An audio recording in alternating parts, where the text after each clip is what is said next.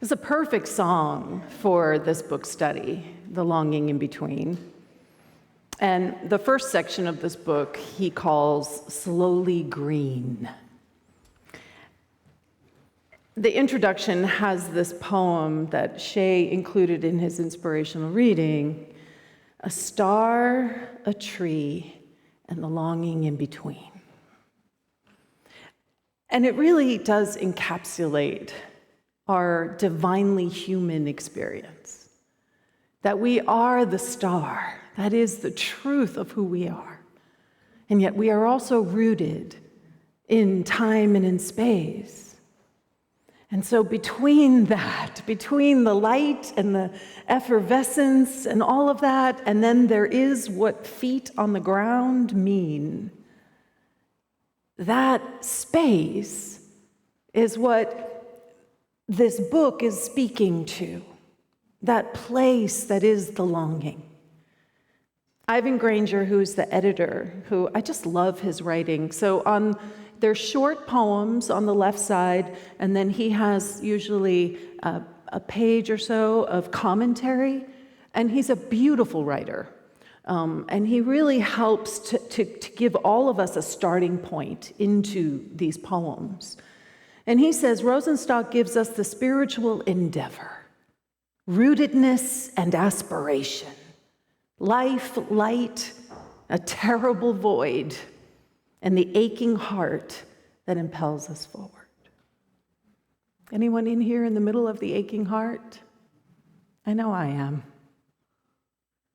And somehow we sometimes think that because we're in a spiritual teaching and because we're in a teaching that anchors positive understanding of life, and that we are somehow not allowed to feel the ache. But it's the ache that is actually going to impel us forward. It is that desire to know more of our true self. That is, for me at least, that's why I'm here. I'm here to continually step out more fully and more deeply into my fullest divine potential, and the frustrating part of that is I will never be done because my divine potential is infinite. So I just have to breathe into that.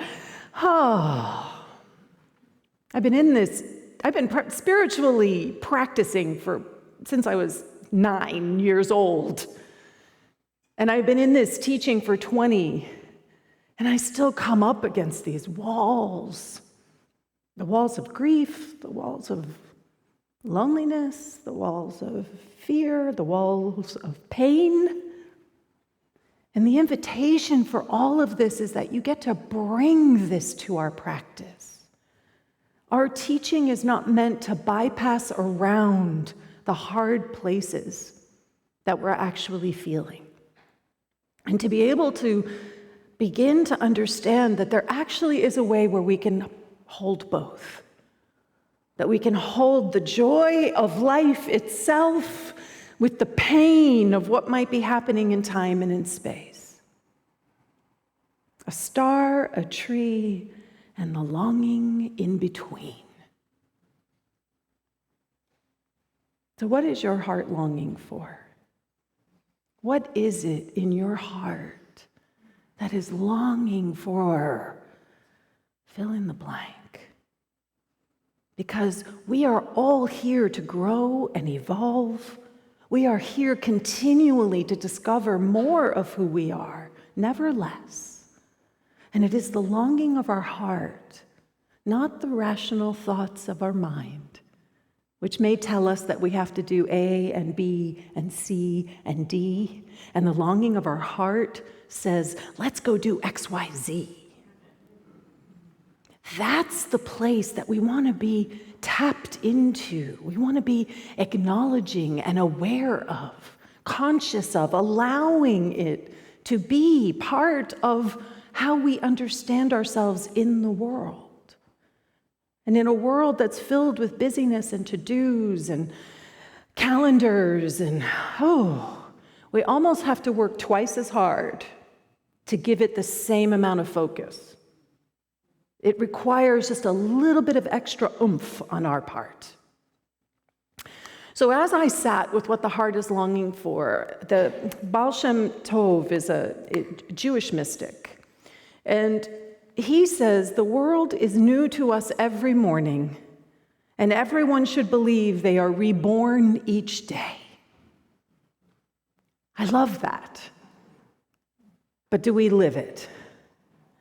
Do we actually wake up each morning and think, oh, it's a brand new day, a brand new me, a brand new world of possibility? Or do we wake up reaching for our phone? What's my first event? What do I have to, where do I need to go? What's my day today? Checking our emails?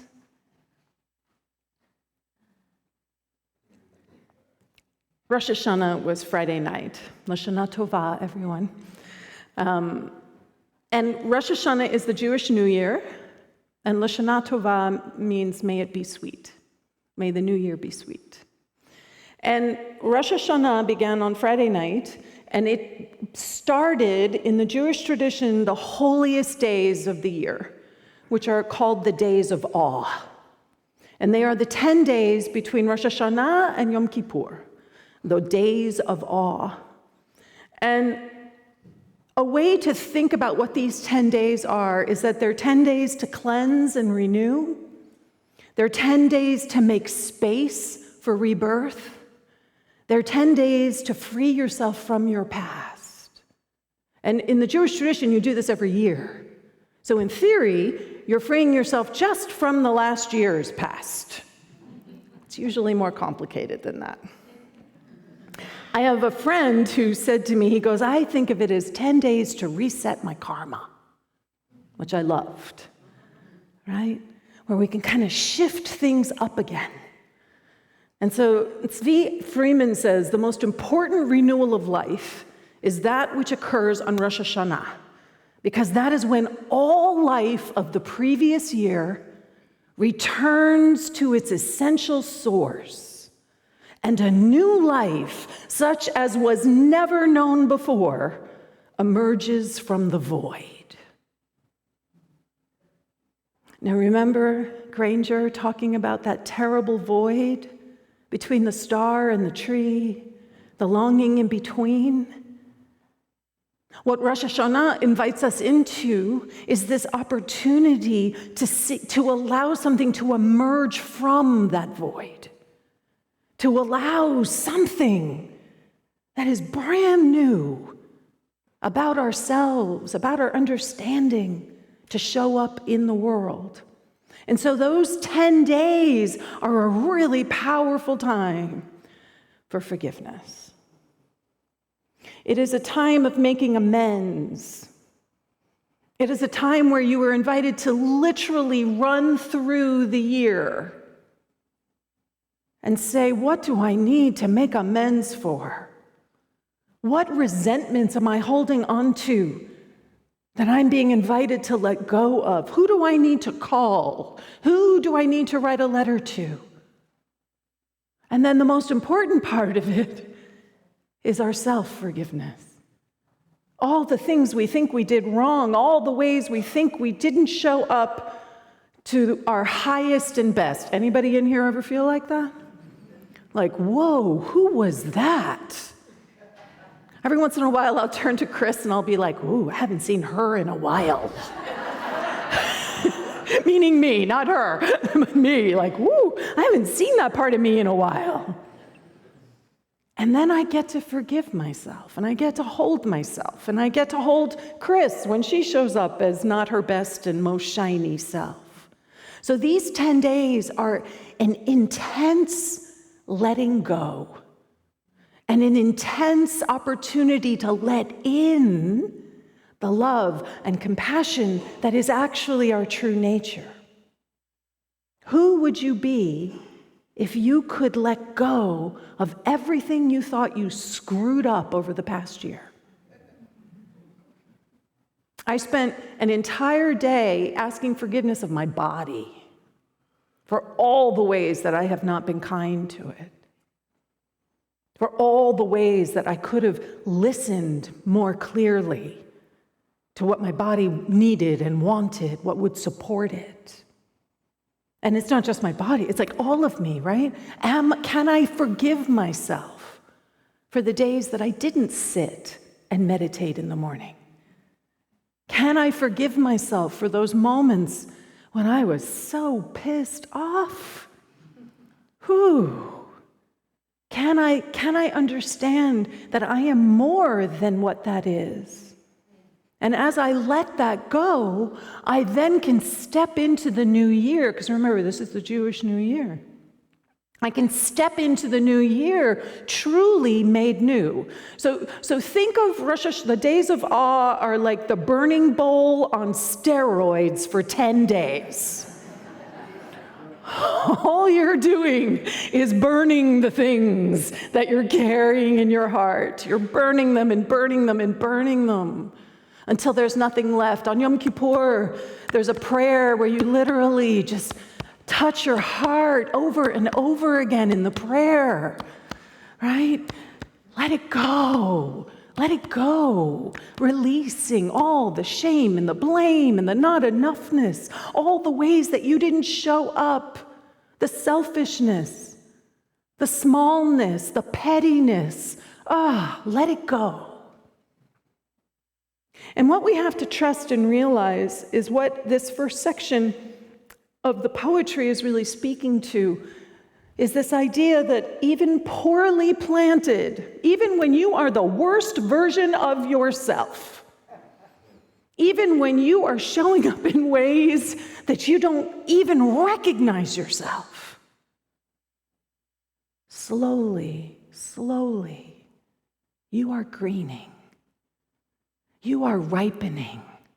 You are growing. It is inevitable. It doesn't matter where you're planted. Granger says it like this: still we inexorably grow green. Spirit awakens in us with utter disregard to the limiting details of our lives. And I love that. It doesn't matter what those details are. The truth of your being is stronger and greater and deeper and wider than any interaction that you might have had with a friend that went south.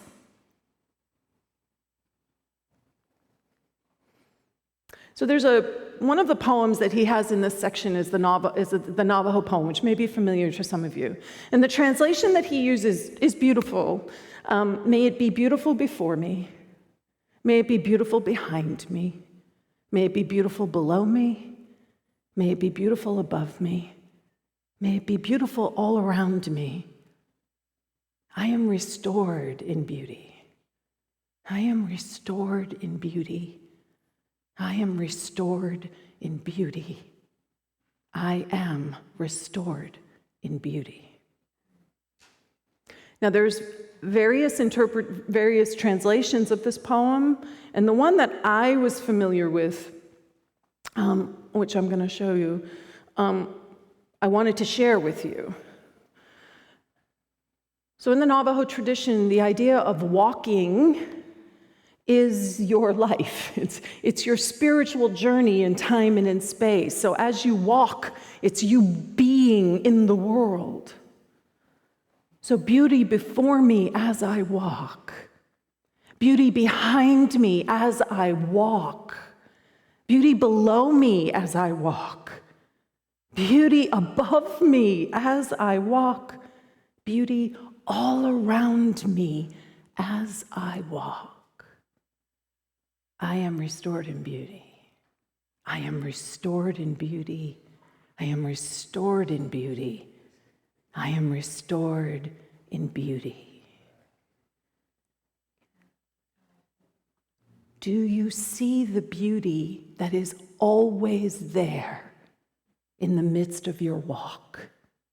That is life. Do you see it before you? Do you see it behind you? That's the hard one sometimes. Can you see the beauty behind you? Everything that's ever happened Can you see beauty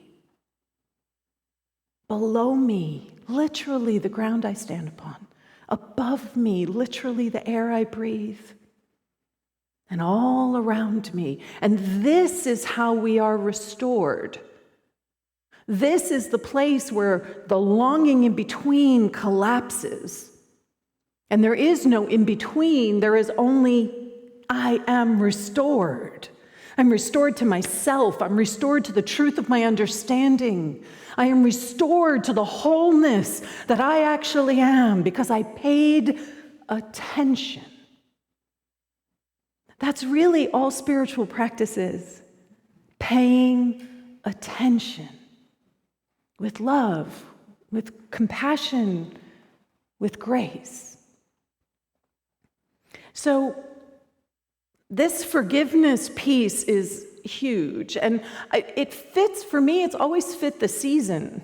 When you think about fall and you think literally fall, leaves are falling, everything's falling away. So this is an opportunity to align with the seasonal energetic and to allow forgiveness in. Now, this poem is not in this particular collection of anthology, but I happen to love it, so I thought I'd share it. Inside this new love, die. Your way begins on the other side. Become the sky, the beauty above us. Take an axe to the prison wall. Escape. Walk out like someone suddenly born into color. Do it now. The color that you're being invited to escape into is the truth of your slowly green. The truth that no matter how much you mess up or screw up or that your spiritual journey is happening. It does not waver. Just your awareness of it may waver, but it is always operating as your life. So I'm going to invite Jeremy to come on up, and we're going to do a little forgiveness meditation.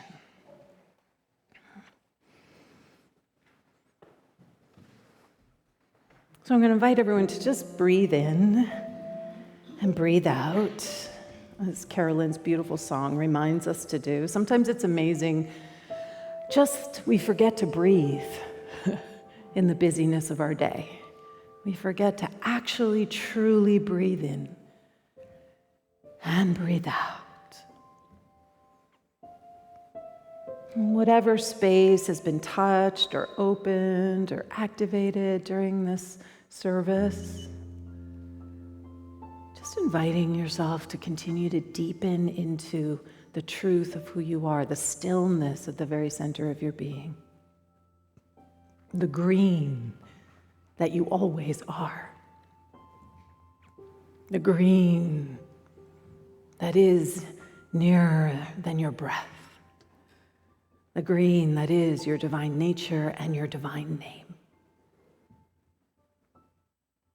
And as you open your heart into this space, this place that is absolute love,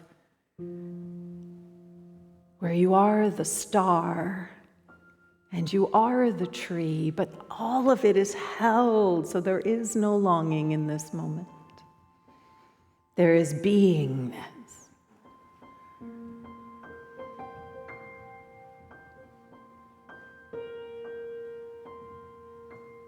And the invitation is to just listen.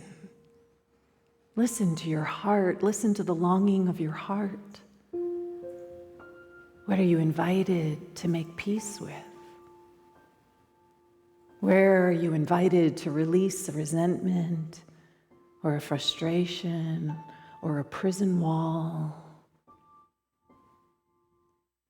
Is there a person or a situation that comes to mind that in particular is in need of forgiveness? And you can bring yourself in there too. Can you see yourself as well? And just gathering all those where forgiveness could be this beautiful antidote to separation, to pain, to ache. And I invite you to just shower all that are in your mind. It can be situations, it could be people. They don't even have to be in time and space with us anymore. And just opening your heart in forgiveness. Being willing to just let go, even just a little. Create a crack for yourself, for the green to emerge through.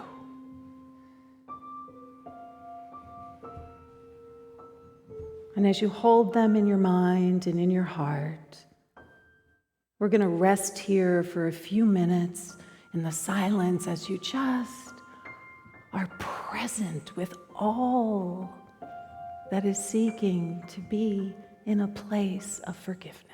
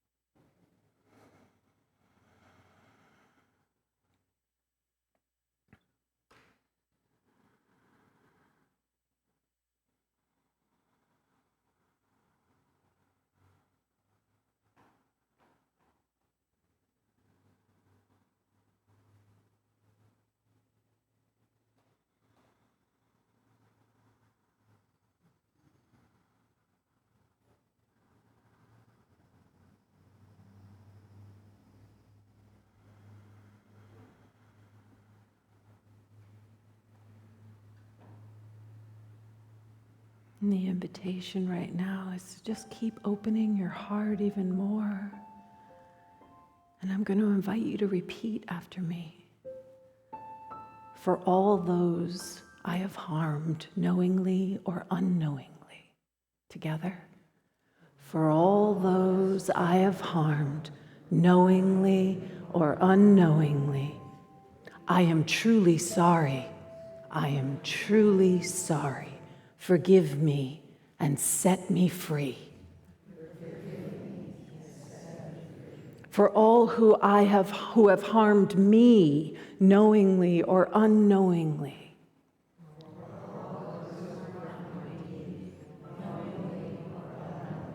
I forgive them and I set them free.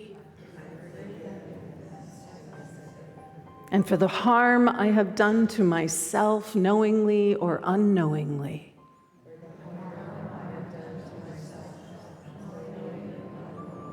I am truly sorry. And I forgive myself. And I set myself free. And let's just do one round of Ho'oponopono. I'm sorry. I love you. Forgive me. Thank you. One more time. I'm sorry. I love you. Forgive me. Thank you. And so we breathe into that space knowing that what we have activated continues to move through, guide, source, and nourish us. That we are the living expression of a living love. And we say, Lashana Tova. Everybody try it. Lashana Tova. May it be a sweet year. And our affirmation, I gently open to the truth of my heart, and I am made new.